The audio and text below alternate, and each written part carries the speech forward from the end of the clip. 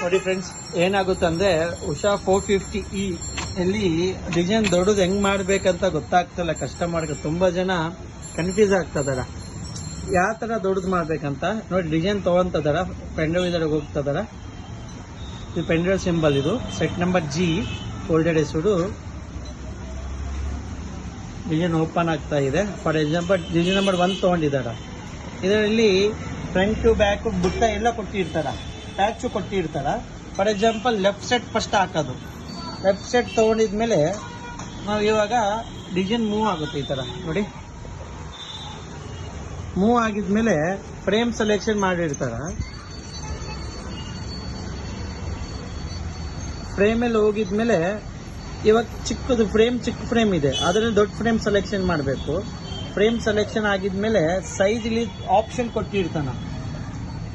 ಇದಕ್ಕೆ ಪ್ರೆಸ್ ಮಾಡಿದ್ರೆ 100 ಇರೋದು 120 ಮಾಡೋದು. ನೋಡಿ ಇವಾಗ ಏನಾಗ್ತಾ ಇದೆ, ಡಿಸೈನ್ ದೊಡ್ಡದಾಗ್ತಾ ಇದೆ.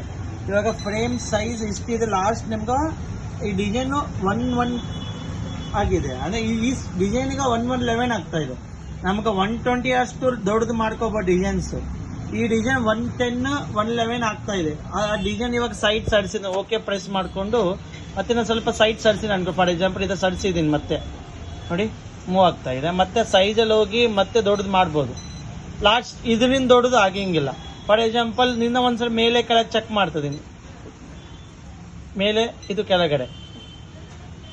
ಇವಾಗ ಮೇಲೆ ಮಾಡಿಕೊಂಡು ಮತ್ತೆ ಸೈಜ್ ಅನ್ನೋದು ದೊಡ್ಡದು ಆಗ್ತಾ ಇಲ್ಲ. ಅಂದ್ರೆ ಲಾಸ್ಟ್ ಈ ಫ್ರೇಮ್ಗೆ ಇಷ್ಟೇ ಸೈಜ್ ಅಂತ 120 ಅಷ್ಟು ಆಗುತ್ತೆ, 110 ಆಗಿದೆ.